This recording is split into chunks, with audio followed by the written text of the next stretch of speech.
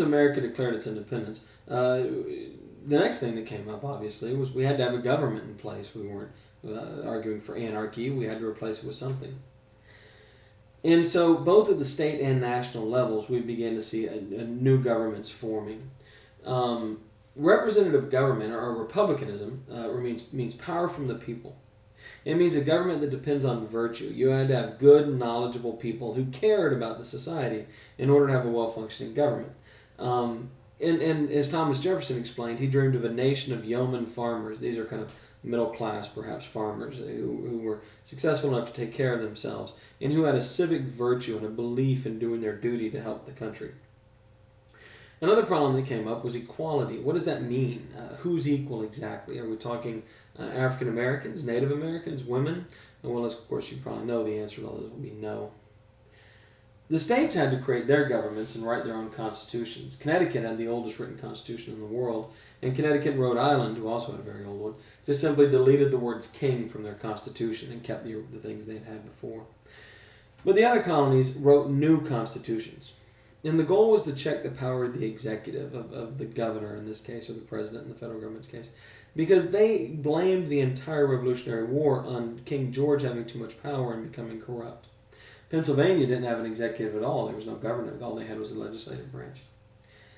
And the governor was limited in what he could do, and he really couldn't do anything without the advice and consent of the legislatures. These democracies were limited, meaning that the powers of the government were severely limited, and most divided their legislatures into an upper and a lower house, like Parliament had done.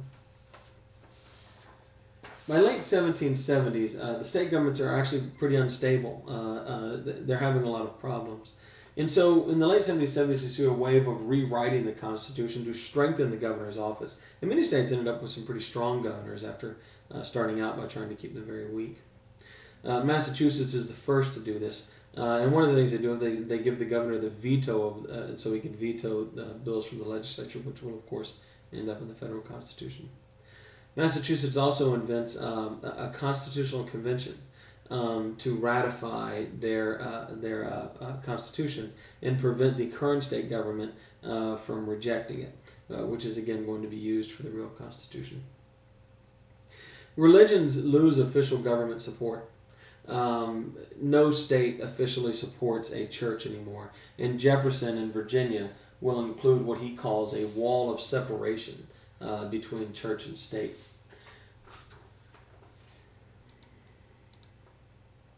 The federal government, the original federal government, was actually a confederal government. Now, a federal government is where the federal government and the state government, the national government and the state government share power. In a confederal government, there's a national government and state governments, but the state governments are much more powerful. The Articles of Confederation were officially put into place in 1777.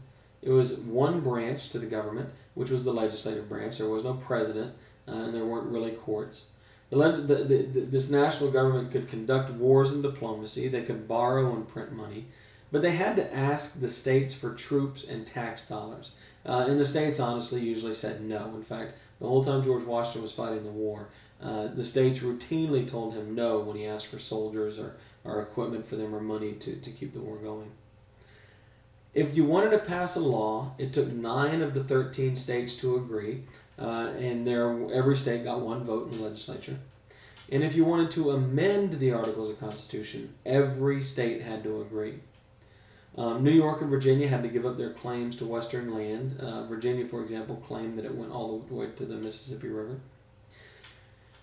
And small states liked it because they had an equal say in the government, as places like Virginia and New York, which of course had massive populations.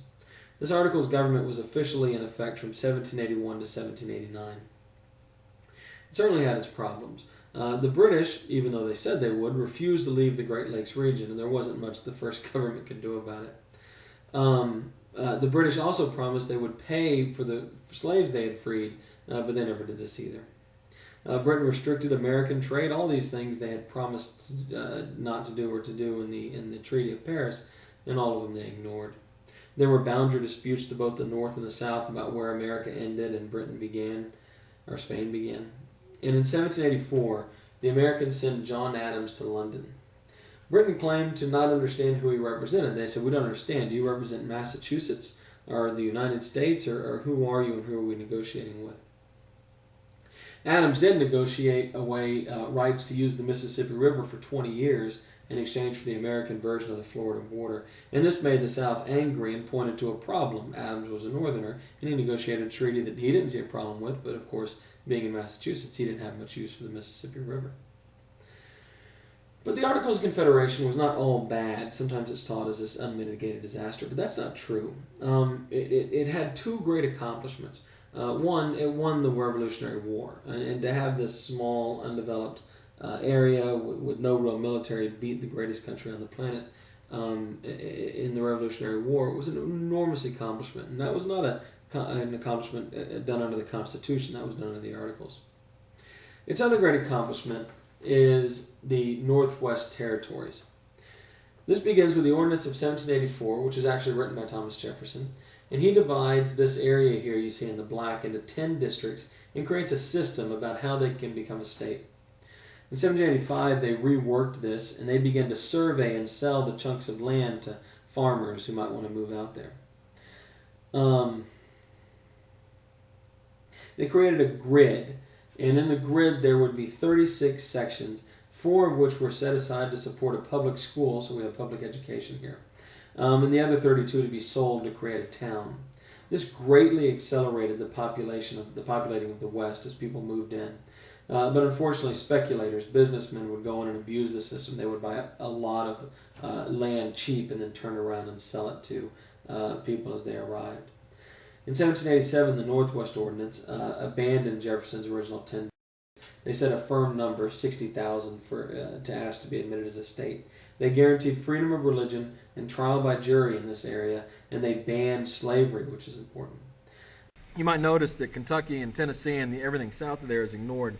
And interestingly enough, those areas actually filled up quicker. And Kentucky became the 15th state. Vermont is the 14th. And actually land claims below the Ohio River, there are land claims down there that were never successfully resolved. They're still fighting over them today. So the Northwest Territory was only Northwest. It didn't deal with what was at the time the Southwest. The U.S. Also attempts to sign treaties for the land with Native Americans, but the treaties were really illegitimate. What they would do is go to the chief, and the chief would say no, and then they would find any member of the tribe and sign the treaty with him. And so the tribes tended to reject these treaties. And in 1790 to 1791, a Native American chief named Little Turtle led the Miami Native Americans, the Miami tribe, to 2 major victories over the Americans, and then refused to sign any treaties. Eventually, Revolutionary War General Anthony Wayne will head out and defeat Little Turtle in the Miami at the Battle of Fallen Timbers in 1794. There's a little war we have with the Native Americans right there. The economy was very, very poor after the war. From 1784 to 1787, there were severe shortages of money, which meant it was very hard for farmers to pay their debts. The government itself, of course, is in huge debt, both the national government and the federal governments. They owed lots and lots of money for the war. A lot of that money they owed to soldiers, of course, who were the farmers, and the soldiers needed that money, but they couldn't get it. The states only paid about 1/6 of the money that the federal government asked for, and of course this was causing a financial crisis for the national government. America, in fact, was about to default. A man named Robert Morris, along with Alexander Hamilton and James Madison, called for a 5% tariff, an impost they called it, to raise money for the federal government. But this was called a plot by Morris to seize control of the country and was voted down by the states. The states, of course, had their own debts, and they raised taxes to pay off the debt. The farmers wanted paper money printed, but the governments didn't want to do that because they knew it would very quickly become worthless. They were also angered at being taxed to pay back debt to rich people. We'll talk a lot about that in the next chapter. And so riots began to appear all throughout the colonies, but particularly in the western parts of the colonies. Some of these unhappy farmers banded together under a man named Daniel Shays, who's a Revolutionary War captain. There's the only picture we have of him there. They wanted paper money, they wanted tax cuts, they wanted temporary debt forgiveness, and they wanted to end the practice of debtor's prison. We're actually still throwing people in jail for owing money. Daniel Shays and his men would go through western Massachusetts, shutting down courthouses, literally blocking the doors to courthouses. And in January of 1787, Daniel Shays and his men moved to seize weapons from the Massachusetts militia. The militia hears about the plot, rides out to the armory, and is able to defeat Shays and his army. Shays is originally condemned to death and is set to be hung, but eventually the governor pardons him, does not kill him, and actually grants the farmers a lot of these concessions. But it highlights the problems in the early republic, and it's also one of the primary things that leads to a call for a change in government that's going to become the Constitution.